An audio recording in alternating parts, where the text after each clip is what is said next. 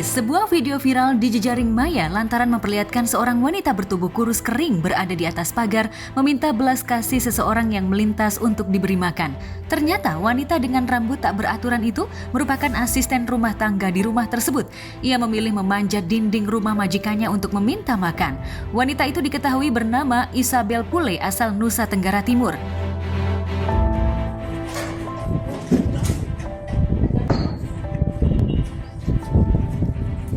Berapa hari kau tidak makan? Berapa hari tidak makan? Iya, berapa hari tidak makan? Saya tidak video. Kan kau kasihan nih, kau begini dikurung. Betul sayang kau tidak makan? Dari kemarin tidak makan? Hah? Betul? Berbos tidak ada? Iya, berapa hari tidak makan? Saya tidak video. Ada? Kasihan kau ini kurus ini. Ketinggal tulang saya. Rambut teteh sama-sama ini tidak boleh begitu. Gaji kasih pegangan tidak. Gaji. Beli makan kan tidak bisa keluar beli makan.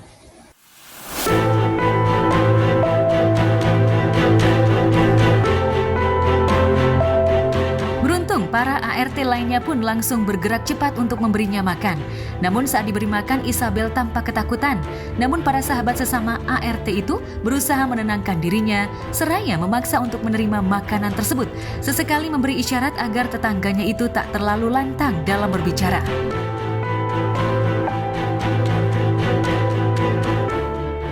Kasihan kau ini kurus ini. Ketinggal tulang saya. Rambut saya gunting. Yang benar sayang kau nih, jujur. Kita ini NTT sama-sama ini tidak boleh begitu.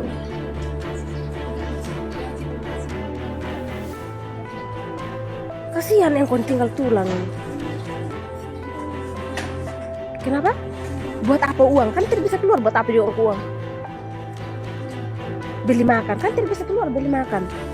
Rumah itu ada orangnya, cuman majikannya yang sebagian sedang pergi, yang ini masih kerja, belum pulang, dapat shift malam, pulangnya malam. Suaminya.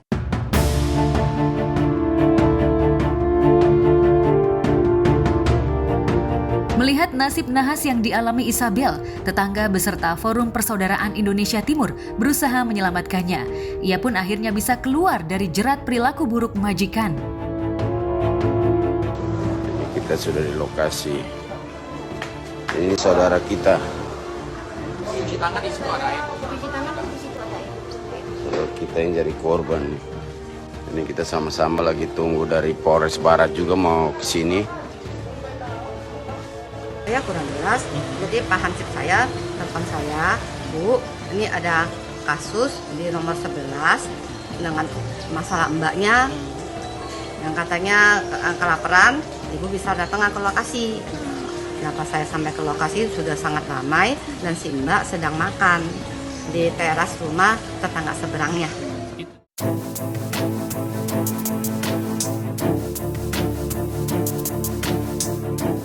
Di balik tubuhnya yang kurus serta bajunya yang lusuh, terkuak fakta yang cukup mencengangkan.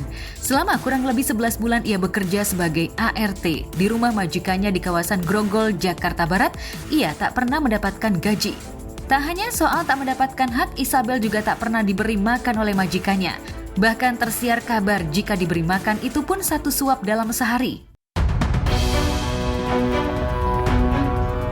Sungguh ironi, seorang pembantu yang bekerja di rumah mewah itu justru harus menerima kenyataan pahit. Niat hati ingin bekerja justru ia diperlakukan tak manusiawi oleh sang majikan. Bahkan, ia juga kerap mendapatkan kekerasan dari majikannya. Lantas seperti apa sosok pemilik rumah di mata para tetangga? Emang mereka itu sangat tertutup ya, hanya itu aja. Kalau yang resmi ya saya tahu 2. Gitu. Suami istri saja. Bukan. Bukan. Masih lajang, belum menikah. Cuma ada 2 orang. Iya, saya nggak hitung sih mereka dalam berapa lama. Cuman rumah ini sudah sangat lama ada di keluarga mereka deh.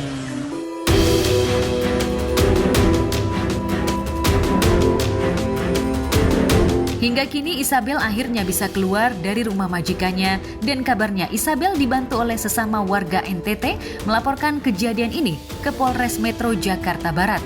Bahkan ia telah diperiksa oleh pihak penyidik. berapa lama sih Bu di Sikapi Bu? Nggak tahu juga. Tahu waktu ketemu si Mbak ya, saya nanya kan, Mbak ini kerja udah berapa lama, kayak gimana ya, si Mbak cerita. Jadi udah dilapor ke polisi semua, udah ada di kepolisian. Karena ya udah ngelebihin binatang aja nggak gitu-gitu amat, dibebasin kan. Lihat deh, orang yang punya kucing atau anjing itu dog, itu kan meskipun dikurung tapi dibiarin gitu. Kalau itu udah ada kayak apa, ngelebihin binatang. Jadi memang harus dihukum semaksimal mungkin biar ada efek jerah. Terus apa namanya, dilihat juga tadi badannya sampai kurus segala macem, kayaknya tuh nggak dikasih makan juga kali ya. Dan alhamdulillahnya dia memberanikan diri untuk keluar rumah, terus ditolong sama warga sampai akhirnya dilaporin ke polisi, dan polisi sudah bertindak secepat mungkin untuk menanggapi kasus tersebut.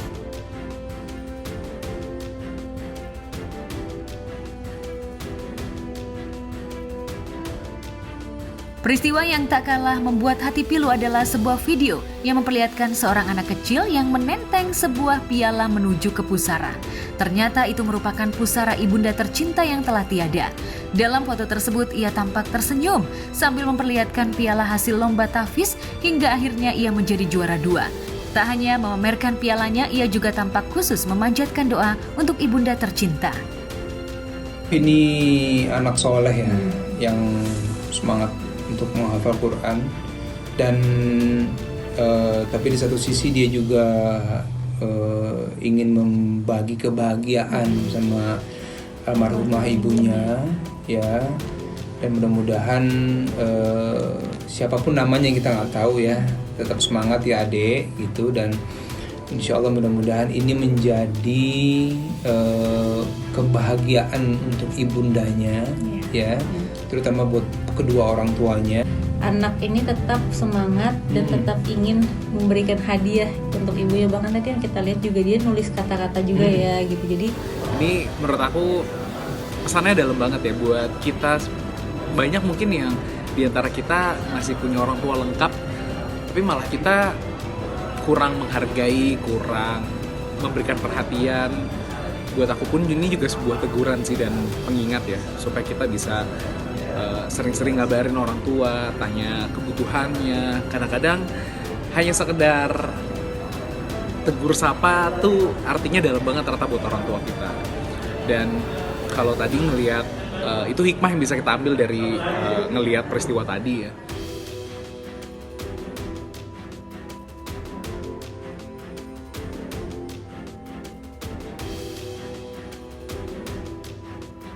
Dalam foto itu juga terpampang sebuah foto saat bocah kecil itu bersama ibunda tercinta sambil memegang 2 piala saat usianya masih kecil.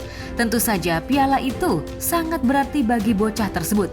Meski kini tak ada lagi ibunda tercinta, namun sepertinya ia ingin membuktikan meski tak ada ibu, ia tetap memperoleh piala. Tentu saja potret bocah itu benar-benar mengandung bawang, hingga hampir seluruh warganet terharu dengan kegigihannya, seraya mendoakan bocah kecil itu agar terus menjaga hafalan Qur'annya hingga besar nanti. Aku ngerasa ternyata kerinduan seorang anak terhadap ibu tuh nggak pernah akan hilang ya. Walaupun ibunya udah pergi, meninggalkan untuk selamanya, tapi rasanya anaknya tuh walaupun mungkin di makam itu udah nggak bisa ketemu secara fisik gitu ya, tapi mungkin secara hati mereka mungkin bisa ketemu dan bisa berbicara di sana gitu. Jadi itu makam itu kan simbol ya. Jadi aku rasa itu bentuk kasih sayang dari seorang anak, dan ya semoga peristiwa ini bisa mengingatkan kita yang masih punya orang tua untuk bisa menghubungi orang tua kita, bisa membanggakan mereka.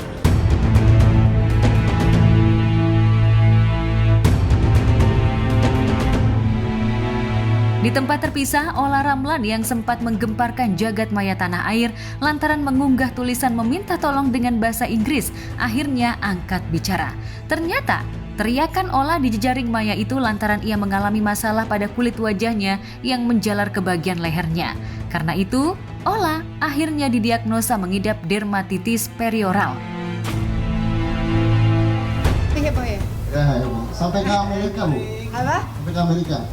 Jadi kemarin itu memang aku agak desperate dengan kondisi yang memang kulit aku tuh kan sangat sensitif. Kemudian aku mencoba beberapa brand yang aku rasa aku coba gitu ke beberapa muka aku karena memang ada beberapa yang kalau dibilang itu nama sakitnya apa? Dermatitis variolar. Nah kemudian itu berawal dari sini, kemudian makin lama tuh makin ke leher, makin lama tuh makin ya aku nggak tahu harus berbuat apa gitu. Sampai aku ngomong sama beberapa teman, ngomong sama beberapa dokter, dan yang ternyata dokter yang cocok itu adalah dokter. Tentu saja hal ini membuat Ola dihantui rasa panik lantaran kehidupannya selalu dalam sorot mata kamera. Hal itulah yang membuat Ola dilanda stres akut lantaran tak tahu harus meminta pertolongan kepada siapa. Bahkan kabarnya karena wajahnya yang memerah itu, Ola sempat takut kehilangan banyak pekerjaan. Gimana pun juga di sini kan aku public figure ya, maksudnya yang dilihat mungkin penampilan gitu, bukan hanya ya karakter itu juga pasti ya, maksudnya attitude juga pasti. Cuman maksudnya di sini yang ditampilkan adalah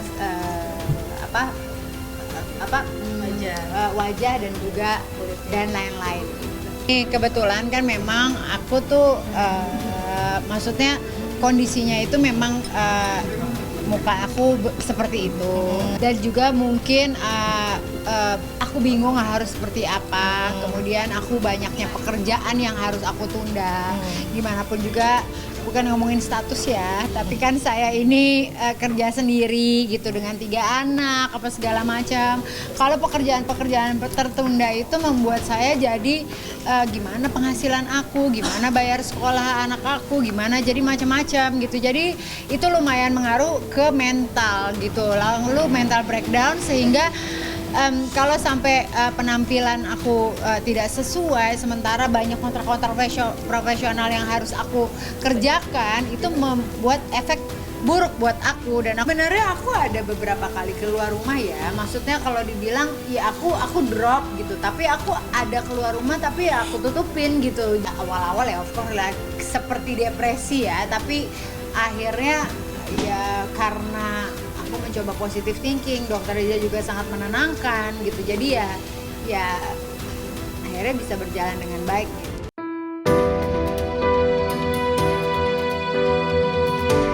Lantas benarkah kondisi tersebut mempengaruhi berat badannya yang semakin kurus hingga menjadi gunjingan warganet? Sebenarnya ya itu dia, kalau komentar netizen aku kurusan, aku apa segala macam, ya itu terserah mereka. Jadi maksudnya memang ya aku ya hidup sehat aja, aku lari, makan juga banyak gitu, makan juga mie instan juga aku makan, nggak ada maksudnya nggak ada pantangan gitu loh. Tapi ya memang mungkin Tuhan kasih aku seperti ini. Ya dikasih cobaan dengan muka, ya balik lagi tadi mau dibilang apapun itu kan haknya mereka ya. Maksudnya itu dia, balik lagi kita nggak bisa kontrol apa yang mereka akan omongin gitu loh. Itu haknya mereka mau ngomong apapun itu, baik buruk ya sudah itulah gitu. Cuman kan aku apa adanya. Kalau misalnya mereka beranggapan aku seperti ini seperti itu ya itu nggak ada masalah. Aku benar-benar nggak ada masalah. Komentar baik, alhamdulillah. Komentar buruk, alhamdulillah. Karena yang baik akan baik ke mereka, yang buruk akan berbalik ke mereka.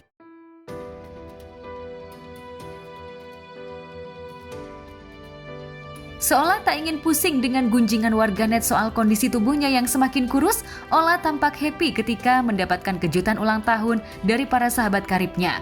Ola yang hadir mengenakan busana berwarna hijau senada dengan tudung hijabnya, tampak terkejut tak menyangka mendapatkan kejutan di usianya yang ke-44.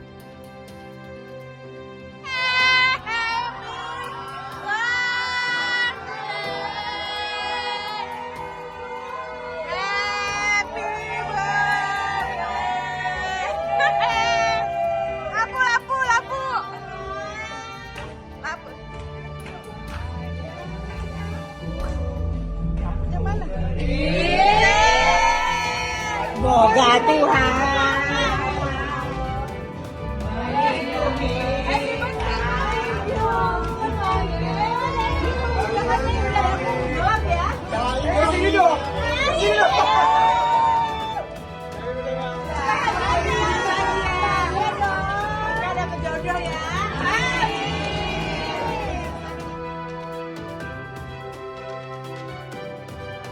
Kejutan dari para sahabat itu seolah mampu menghilangkan rasa khawatir Ola yang mengalami masalah kulit. Bahkan di momen itu Ola juga bermunajat agar diberi pendamping hidup yang mampu menjadi imam dalam rumah tangganya. Ini aku ngeliat keluarga dari dokter ini juga luar biasa. Kemarin aku ngeliat Instagramnya pada ngaji bareng, sholat bareng. Pengen banget punya suami yang kayak gitu. Pengen banget punya keluarga yang siapa tahu mau. Ya kan siapa tahu bisa ngaji loh Ipan lama-lama.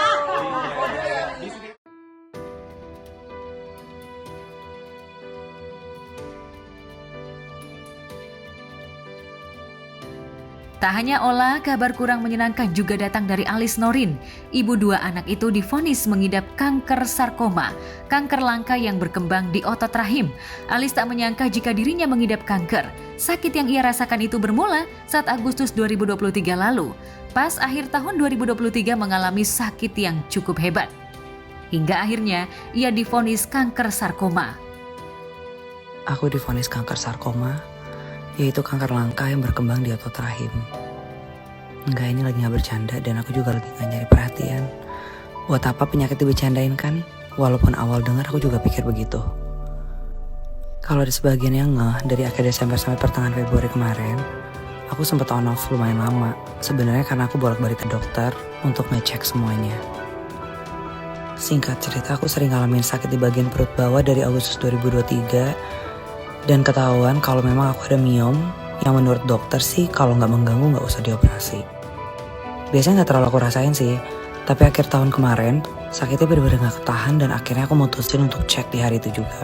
Karena ada rencana mau pergi liburan juga pas tahun baru, aku pikir ya better dikeluarin aja miomnya karena kan udah mengganggu ke tahap yang nyerinya hebat banget. Pas banget suami lagi di rumah hari itu, jadi aku ajak dia buat nemenin aku ke dokter. Pas dicek dokter A, kita sebutlah nama dokternya dokter A. Beliau diam lama sampai akhirnya dia nanya, "Bu Elis, maaf, ada riwayat cancer?" Itu aku sama suami diam lama sampai nggak tahu mesti ngomong apa. Akhirnya aku bilang pelan-pelan, "Iya, almarhum mama aku meninggal karena cancer. Kenapa emangnya dok?" Beliau baru jelasin, miomnya ini sekitar 6 cm besarnya. Dan ini ada pembuluh darah di dekat miom, harusnya tuh nggak ada. Dan ini bisa menandakan keganasan.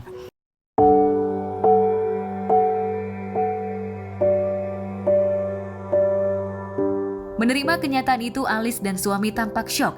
Hingga akhirnya Alis pun diminta oleh tim dokter untuk segera menjalani operasi besar untuk menghindari kanker itu menjalar. Susah banget tidur, kepikiran, campur shock, dan tibalah hari berikutnya tanggal 13 Desember 2023. Aku dan suami langsung cepat-cepat ke rumah sakit, udah gak mikir, udah pengen langsung ketemu sama dokternya lagi. Begitu masuk ruangan, beliau langsung bilang, "Sesuai dugaannya Bu Elis, ada kemungkinan ini kanker sarkoma dan harus segera dioperasi dengan cara midline laparotomi alias dibelek dari atas ke bawah. Karena setelah miomnya dibiopsi, jika ganas semua organ reproduksi dan 2 kelenjar belakang itu harus dikeluarkan untuk stop adanya kemungkinan kanker menyebar. Artinya aku akan menopause dini dan udah pasti tidak bisa punya anak lagi." Kita akhirnya menjadwalkan operasi besar di Sabtu 16 Desember, berarti kan tinggal 3 hari lagi ya. Aku sama suami tuh udah kayak gak dikasih waktu buat cerna, ini beneran? Is this real?